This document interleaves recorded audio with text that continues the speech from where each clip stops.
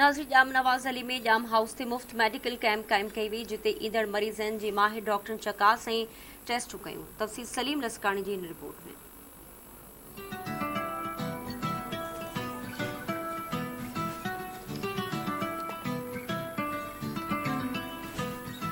शेख मोहम्मद बिन ज़ैद जे ताउन सां जेको जाम नवाज़ अली जाम हाउस ते जेको मेडिकल कैंप 2 रोज़ लाइ लॻाई वई आहे। हिते जेके मरीज़ ऐं जेके आयल आहिनि, जेके हिते मुफ़्त में जिन्हनि जूं टेस्टूं थींदियूं, उन मरीज़नि सां बि ॻाल्हि ॿोल कंदासीं ऐं जाम साहब सां बि ॻाल्हि ॿोल हिते जेके माहिर जेके डॉक्टर आहिनि हुननि सां बि ॻाल्हि ॿोल कंदासीं त हिन मरीज़नि खे कहिड़ी सहूलियत ॾिनी पई वञे।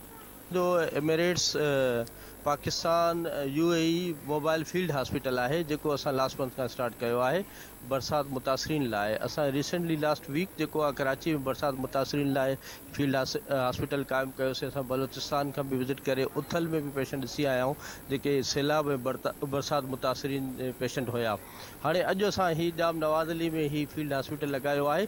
फील्ड हॉस्पिटल जो हो असां कराची उथल में लगायोसीं, हे उन खां डबल ते असां लगायो आहे। इन में असां अवां ॾिसी सघंदो विजिट कंदो तो फार्मेसी जी गाड़ी अलग है, रेड टेंट जेके आहिनि वेटिंग ऐं एक्टिविटी लाइ आहिनि, ॿारनि जी एक्टिविटी आहे, उन जो सेशन आहे, लेक्चर्स थींदा ऐं वाइट जेके चार्ट असांजा फील्ड हॉस्पिटल जा टेंट आहिनि। इन में असां वटि जेके आहिनि गायनेकोलॉजिस्ट आहिनि, चाइल्ड स्पेशलिस्ट आहिनि, डेंटिस्ट फिजिशियन आहिनि, कार्डियोलॉजिस्ट आहिनि ऐं आई स्पेशलिस्ट आहिनि। असां वटि हिते पंहिंजी फार्मेसी पंहिंजी आहे, डॉक्टर साहिबान चेक कनि था।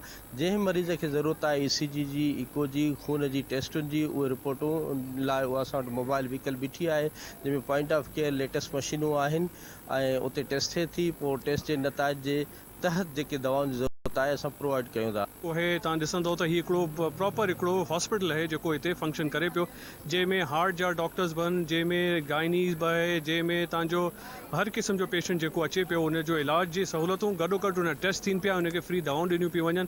हीअ पंहिंजो टाइप जो चवां थो हिकिड़ो पहिरीं फील्ड हॉस्पिटल जेको पाण वटि आयो आहे या हिन एरिया में या मुंहिंजे ख्याल में ईंदड़ सिंध में इहो तमामु हिकिड़ो वॾो हिकिड़ी काविश आहे इहो ई गवर्नमेंट जी। ऐं उन्हनि खे जेको सराहां थो। ख़राब पानी जे करे तमामु घणियूं बीमारियूं आयूं आहिनि, जिस्म जी बीमारियूं आयूं आहिनि, जल्द जी बीमारियूं आयूं आहिनि। ख़ासि तौर ते सांगड़ में तहसील जाम नवाज़ अली में ऐं उन जेका तबाही मचाई है उहा तव्हां सभिनीनि खे ख़बर है ऐं उन जे करे तमामु घणी माण्हुनि में बीमारियूं फैली वियूं आहिनि ऐं मुख़्तलिफ़ क़िस्म जूं आहिनि। इन जे करे UAE government J care of जेको है शेख की थोराइता आहियूं जिन पंहिंजो जेको हिते जाम नवाज़ अली में कैंप कई है ऐं हर तरह जी मेडिकल सहूलियत सां हिते जे माण्हुनि खे जेको है फैसिलिटेट कनि पिया, हेल्थ जी हर क़िस्म जी फैसिलिटी ॾियनि पिया।